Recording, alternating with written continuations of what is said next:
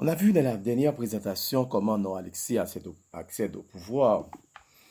C'est au lendemain de l'échec de la disparition de Kilik et de son navire que non Alexis entrait triomphalement à Port-au-Prince euh, en décembre 1902. Maintenant, maintenant, présentons le gouvernement de non Alexis. Nous disons, à cause de son grand âge, on le fait passer pour un président de doublure. Cependant, conscient du danger qui menace notre indépendance à cause de nos turbulences politiques, il entend maintenir à tout prix l'ordre public et se montre impitoyable dans la répression des complots et tentatives de révolte. C'est dans cet objectif que les trois frères Kouakou, sont exécutés sur simple accusation de travailler au renversement du gouvernement non-Alexis. Maintenant, parlons de la politique de non-Alexis sur le plan financier. Nous disons que le gouvernement de non-Alexis, rejette le principe des emprunts extérieurs et préfère faire des émissions de papier-monnaie et monnaie métallique avec détermination et courage. Il va engager le procès de la consolidation. En effet, le gouvernement avait ordonné la consolidation de la dette extérieure en 1900 et 1903. Il fallait alors consentir les créanciers de l'État en obligation de 2 emprunts nouveaux à longue échéance.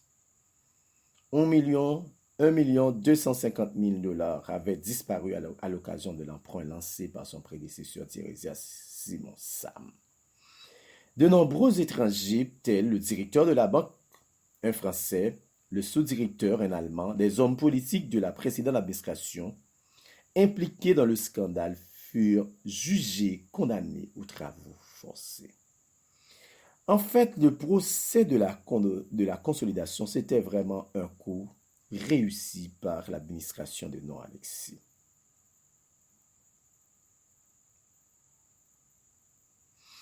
Il faut dire aussi que le gouvernement de non-Alexis avait également entrepris de restituer aux nationaux le commerce du détail. Le 13 août 1903, il fait voter une loi prohibant l'immigration arabe et restreint les Levantins au rôle de négociants consignataires.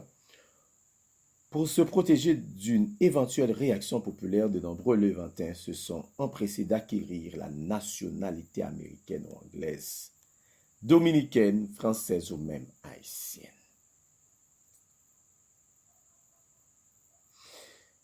Cependant, pourtant, son gouvernement ne fut pas un modèle de rigueur administrative, malgré toutes ses décisions. Dans le respect des deniers publics, ce n'est pas un modèle de gouvernement, c'était aussi un gouvernement comme les autres, un gouvernement corrompu. Son ministre des Finances, Frédéric Massenet, fut souvent interpellé à la Chambre pour irrégularité de la gestion financière.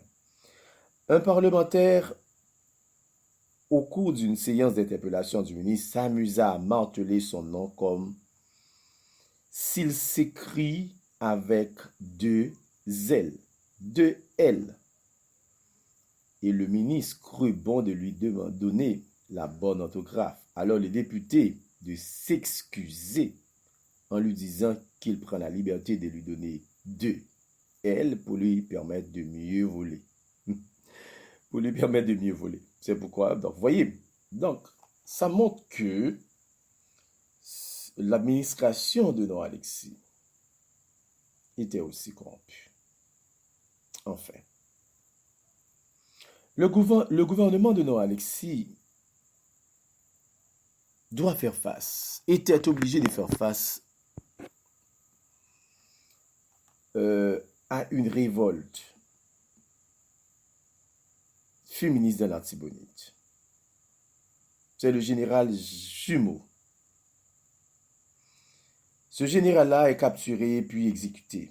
En novembre 1908, le délégué du Sud, le général Antoine Simon, est révoqué par Noir Alexis. Après sa révocation, il va prendre les armes au Caille. Les armes au Caille et fait marcher ses troupes contre Port-au-Prince. L'armée du gouvernement est vaincue. Et Noir Alexis doit laisser le pouvoir et partir pour l'exil. Merci.